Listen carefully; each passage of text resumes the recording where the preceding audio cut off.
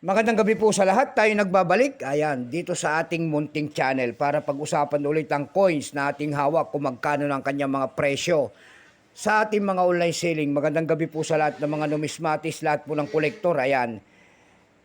Ayan, pasensya na kayo, nag-uugas ang ating panganay, maingay. Ayan po.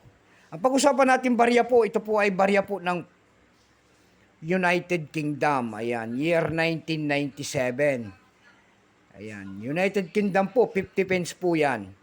Baka mayroon kayong mga ganyan po, bultuhan ng ating bili. Baka mamaya sabihin nyo po ay mahal. Pero yan ay bultuhan po ang ating bili. 5 pesos po pataas ang kanyang presyo. Ayan.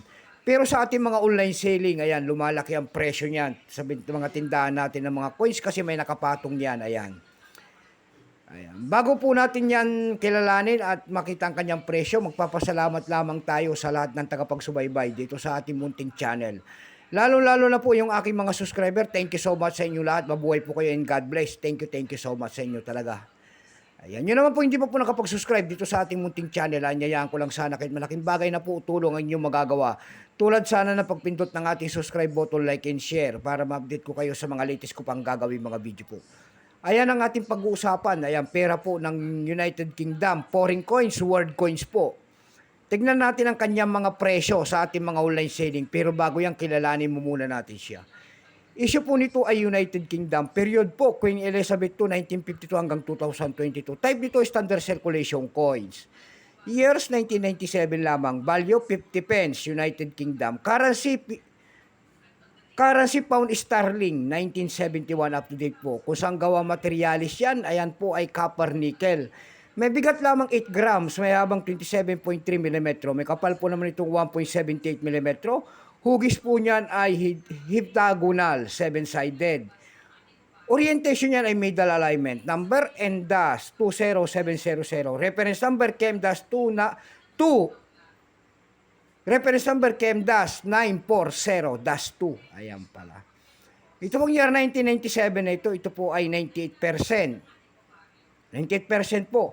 Kung ilang piraso naman ang ginawa ng United Kingdom sa barya na hawak natin, ito po ay 456,364,100 piraso po.